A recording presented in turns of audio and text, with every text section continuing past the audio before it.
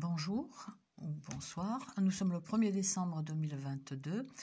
Voici la lettre de Mojmir Babacek, traduite par Sarah Menanto.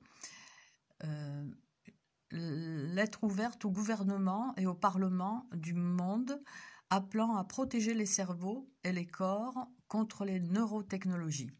Voilà, cette lettre, je l'ai lue en tchèque récemment.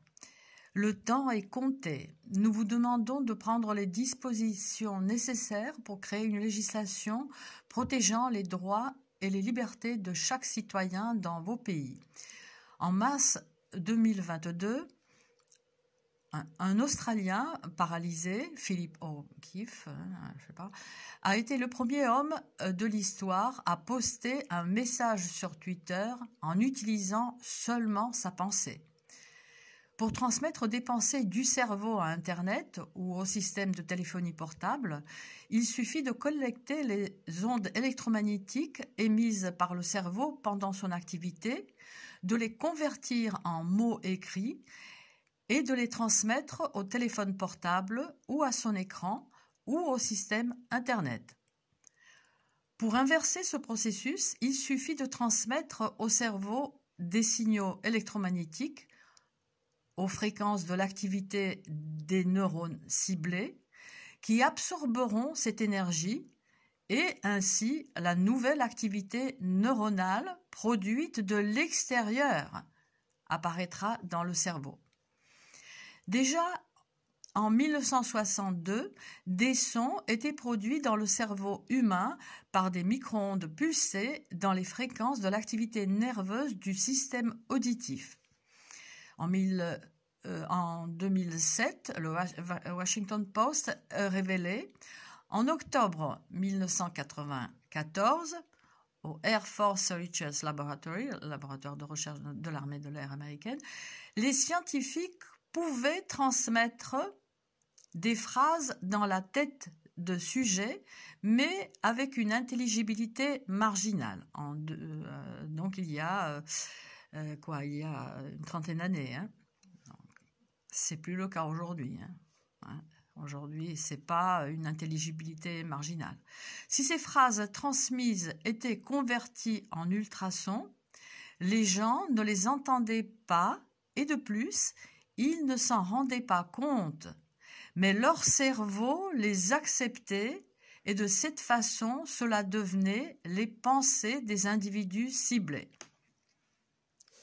Alors, la science-fiction, oui ou non?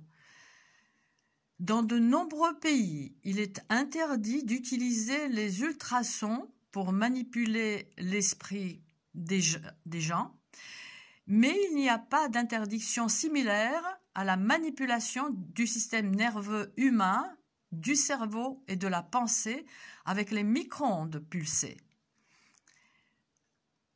En 2020, l'American Academy of Sciences mentionnait dans le rapport concernant les attaques contre les diplomates américains et chinois, plus connus sous le nom de syndrome de la Havane, que la cause principale de leurs problèmes était due à des micro-ondes pulsées. On sait désormais que ces attaques sont accompagnées d'hallucinations auditives et cela prouve que les micro-ondes pulsées sont utilisées comme armes. Science-fiction, oui ou non? En 2018, au Forum économique mondial de Davos, l'historien israélien Yuval Noah Harari donnait cet avertissement lors d'un discours où il mettait en garde contre ce nouveau totalitarisme lié à l'accès au cerveau. Au vôtre aussi, hein, pas seulement au cerveau des cibles, d'individus cibles, targeted individuals. Hein. C'est bien loin tout ça. Hein. Selon M. Harari, une fois que nous avons des algorithmes qui peuvent nous comprendre mieux que nous-mêmes, ils pourraient prédire nos désirs, manipuler nos sentiments et même prendre des décisions en notre nom. Et si nous n'y faisons pas attention, le résultat pourrait être la montée des dictatures numériques. Et on y est. Actuellement, il n'y a pas de législation interdisant l'utilisation de technologies de contrôle mental, donc les scientifiques se sentent libres de travailler sur le développement de nanobots, nanoparticules, qui peuvent entrer dans le sang et connecter le cerveau à Internet. Une fois connecté, le cerveau peut également être manipulé, surtout si l'Internet est transmis par des micro-ondes pulsées, comme cela se produit réellement, mais probablement pas encore dans les fréquences du cerveau. Là, je pense que dans l'original, c'était formulé un peu différemment, que ça sera que la menace nous pend au nez, surtout à partir de l'installation de la 6G et je dirais les autres. Voilà. En octobre 2018, un scientifique de la DARPA, James Giordano, a déclaré lors d'une conférence donnée au cadet que son agence produisait des nanomatériaux qui peuvent être diffusés en aérosol et lorsqu'ils sont insufflés, pénètrent le cerveau humain et le rendent contrôlable de l'extérieur. C'est de la science-fiction, hein, ça. Hein, vous avez les liens. Ah oui, je les ai toujours. Il faudrait que je les mette. Mais c'est une vidéo connue. Voilà. Vous pouvez trouver aussi par vous-même. Ce matériau fonctionne évidemment comme une antenne qui peut recueillir des micro-ondes pulsées transmises à partir d'une antenne extérieure dans le cerveau. Ce nanomatériau est plus que probablement le graphène, si léger et miniature qu'il peut pénétrer la barrière hémato-encéphalique. Selon les scientifiques, les implants de graphène sont conçus pour interpréter les signaux cérébraux avec une précision exceptionnelle afin de fournir une réponse thérapeutique adaptée à l'état clinique de chaque patient. Bien évidemment, on vous le présente sous le meilleur jour, hein, toutes ces technologies. Et globalement, c'est vrai, ça devrait servir pour notre bien, quoi. Mais ce n'est pas le cas. En 2021, le Comité international de bioéthique de l'UNESCO écrivait « Les outils externes qui peuvent interférer avec nos décisions risquent de mettre en jeu, voire remettre en question le libre arbitre d'une personne et par conséquent ses responsabilités. » C'est vrai, oh, c'est pas moi, c'est pas lui, c'est pas moi qui l'ai tué, hein, non, c'est pas moi, j'ai été programmé. De cette façon, la neurotechnologie pourrait affecter la liberté de pensée, de décision et d'action. Cela pourrait avoir un impact profond sur les systèmes judiciaires et l'organisation de nos sociétés. Et le comité de bioéthique encourage les États membres à garantir les neurodroits à leurs citoyens. Il faudrait les contraindre, hein, peut-être. Hein. Bon, voilà. Alors je me demande pourquoi je commence à être ciblée, là, je commence à être brûlée au niveau au-dessus du front, là, au niveau de la fontanelle. Donc ici à Nice, quartier nord. Il est 22h56, mais ça fait à peu près 5 minutes, voilà, que je commence à être brûlée. Je ne l'ai pas été. Il y a un problème là? En septembre 2021, le Parlement chilien a approuvé une loi, NeuroRights, garantissant à ses citoyens les droits à l'identité, au libre arbitre et à la vie privée. Alors, comment ça va être mis en pratique, ouais, on peut se le demander, mais bon, ça, c'est déjà une première et c'est parfait. Bravo les Chiliens, hein, n'est-ce pas, par rapport au berceau des droits de l'homme, hein. Est-ce que c'est devenu ce pays? Voilà, avec des criminels en haut de la pyramide. De toute évidence, c'est maintenant à vous de suivre, à vous, donc, dit l'auteur de ce texte, Mojmír Babáček, qui s'adresse au gouvernement et aux parlementaires, c'est maintenant à vous de suivre l'exemple chilien et de prouver à vos citoyens que vous n'avez pas l'intention de transformer votre État, donc l'État tchèque, là en l'occurrence, mais bien sûr l'État français, basé sur la démocratie, ce qu'il en reste, et le respect des droits de l'homme. Et de respect des droits de l'homme, à un État totalitaire où l'élite transforme les citoyens en biorobots contrôlés par des supercalculateurs ou par des algorithmes.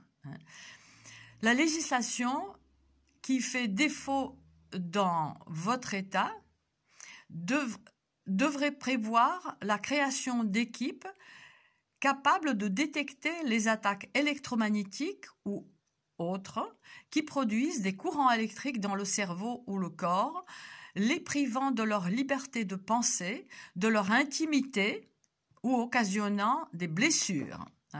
La brûlure sur ma tête se fait de plus en plus forte. Pendant que je lis ce texte majeur et excellemment tourné de Mojmír Babáček, une cible tchèque, un compatriote, puisque je suis d'origine tchécoslovaque, on va dire, de nationalité slovaque et de l'appartenance tchécoslovaque, comme nous disions autrefois. Slovenská národnosť a československá příslušnost dans le texte. Alors, voilà. Donc, voilà, cette possibilité existe quand même un petit peu. Je fais juste une petite parenthèse.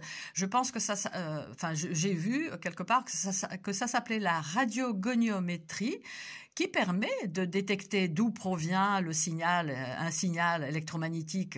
Ils savent se protéger contre ces signaux-là, les détecter autour des aéroports, dans, je sais pas, les avions, etc., les centrales nucléaires, les centrales électriques. Ça serait quand même facile. On pourrait très facilement, si ce contrôle n'existait pas, de fiche en l'air tout un système.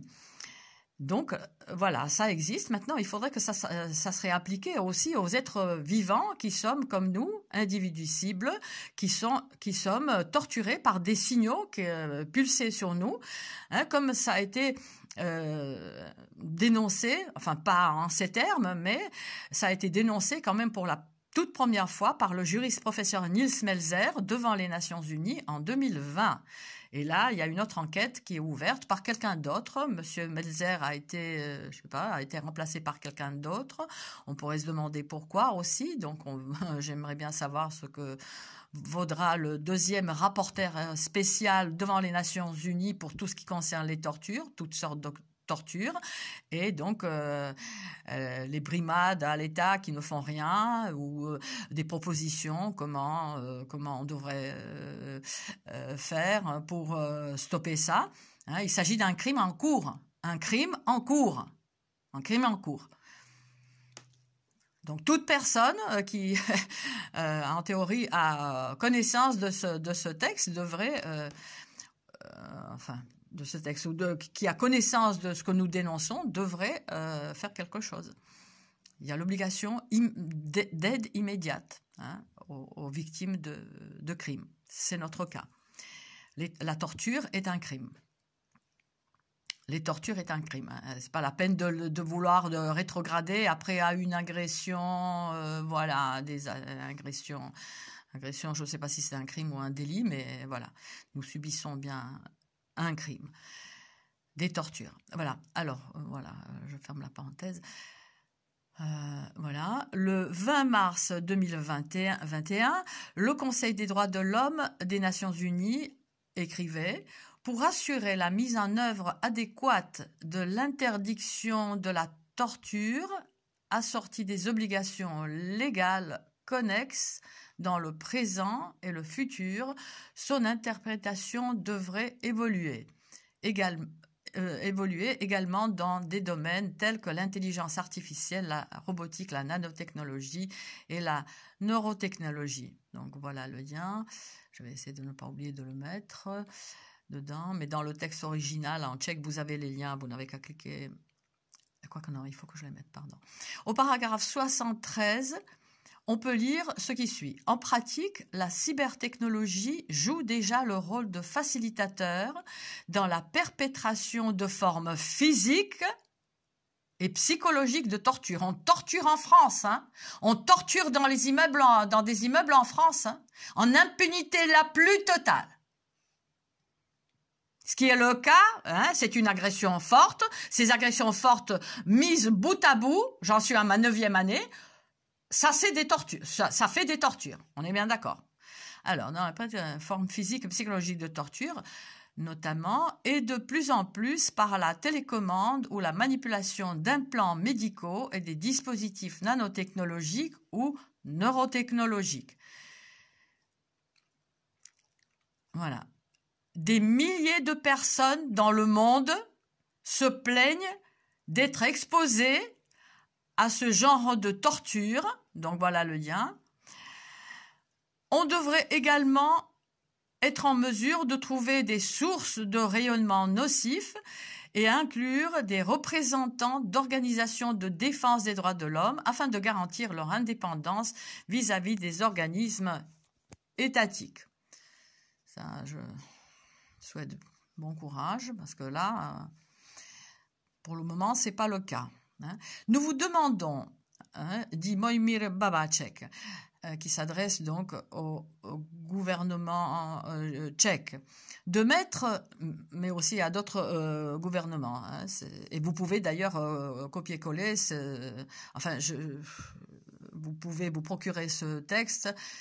Je vais le publier sur ma page Facebook pour écrire, hein, chacun de vous, alors déjà les cibles, hein, bombarder toutes sortes d'organismes, l'intérieur, la défense, etc. Être nombreux pour alerter, pour attirer l'attention aux crimes dont nous sommes cible, victime. Voilà. Donc, voilà. Nous devons mettre en commun vos efforts et de créer une telle législation afin de respecter les principes fondamentaux de votre Constitution, de notre Constitution française aussi, et de garantir aux citoyens de votre État leurs droits et libertés les plus essentielles, y compris la liberté de penser dans un monde en rapide évolution technologique. Hein. Je le disais déjà il y a quelques 5 ans, en 2017, par une petite pancarte, j'ai pas pensé à je sais pas où elle est, je devrais mettre en pause peut-être, la retrouver, urgence absolue d'encadrer les nanotechnologies, hein, l'intelligence artificielle, etc. Rien n'est fait. Bon, veuillez rentrer en communication avec les militaires spécialisés de votre pays. Alors là, je pense que les militaires, ils doivent se gausser. Si vous souhaitez obtenir de plus amples renseignements, chez nous, en France, le président de la République est le chef des armées, donc il doit être parfaitement au courant de ce qui se passe. Voilà. Donc voilà, Mojmír Babáček for Citizens Association for the Ban of Manipulation of Human Nervous System by Radio Frequency Radiation, République tchèque. Voilà. Voilà, c'est co-signé, donc oui, on va le montrer. Qui c'est qui a co-signé?